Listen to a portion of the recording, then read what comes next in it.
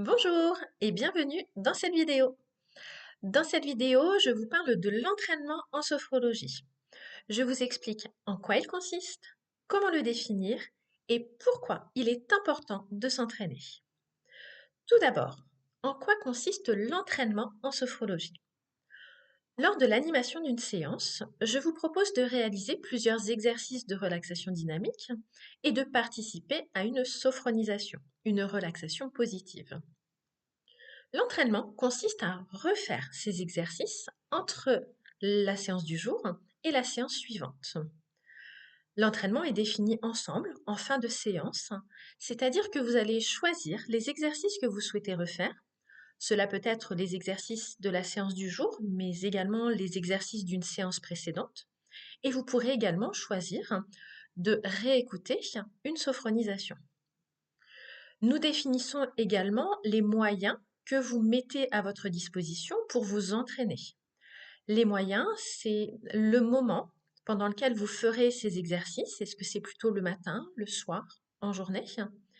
Également le lieu, au travail, à la maison, dans un endroit particulier. Et puis également la fréquence de cet entraînement. Combien de fois vous vous engagez à refaire ces exercices d'ici la séance suivante? De mon côté, pour que vous puissiez refaire ces exercices dans de bonnes conditions, je vous envoie une fiche de séance à la fin de chaque séance sur laquelle vous avez vraiment le détail des exercices avec leur intention pour que vous puissiez les refaire facilement. Et pour ceux qui le souhaitent, vous pouvez enregistrer les sophronisations pendant nos séances individuelles. Pourquoi s'entraîner en sophrologie? Il y a plusieurs raisons.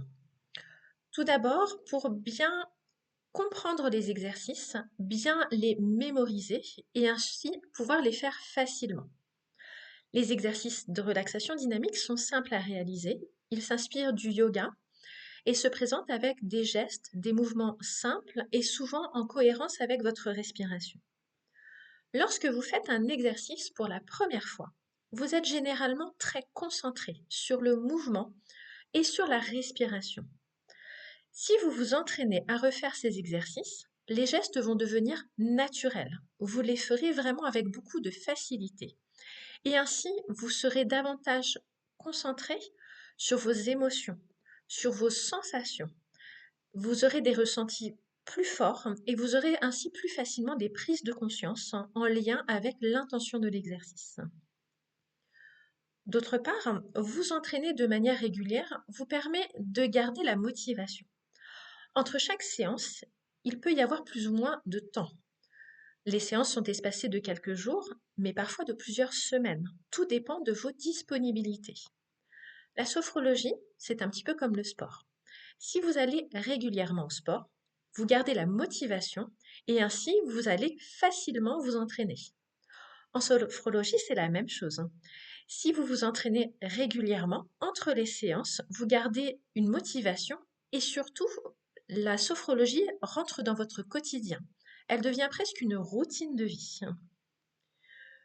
Vous entraîner régulièrement vous permet aussi d'acquérir des réflexes. Le réflexe d'utiliser la sophrologie dans votre vie de tous les jours.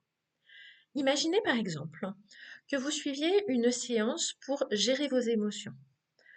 Vous vous retrouvez dans votre quotidien dans une situation inconfortable qui potentiellement vous génère de l'angoisse. Si vous avez le réflexe d'utiliser la sophrologie, vous pourrez faire quelques exercices, ce qui va vous permettre de gérer vos émotions et de mieux appréhender la suite. Vous pouvez également utiliser la sophrologie à titre préventif. Si vous savez déjà que vous risquez d'être dans une situation inconfortable, vous pouvez tout à fait, et d'ailleurs je vous le conseille, réaliser des exercices de sophrologie avant d'arriver dans cette situation inconfortable.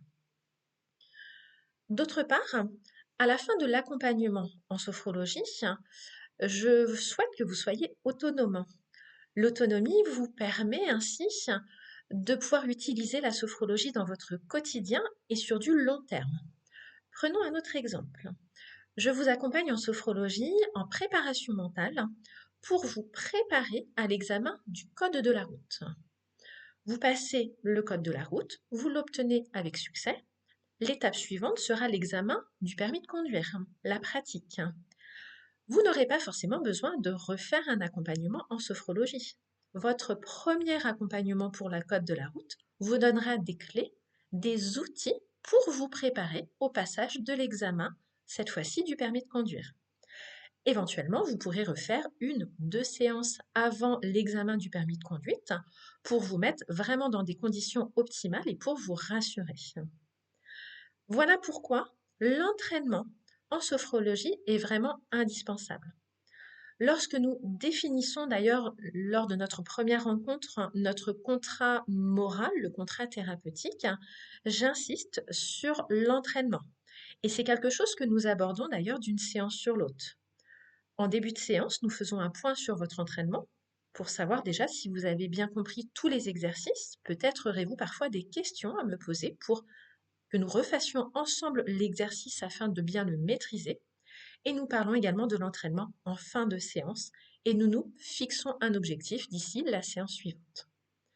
Vous savez tout ou presque sur l'entraînement en sophrologie. Bien évidemment, je suis disponible pour répondre à vos questions. À très bientôt.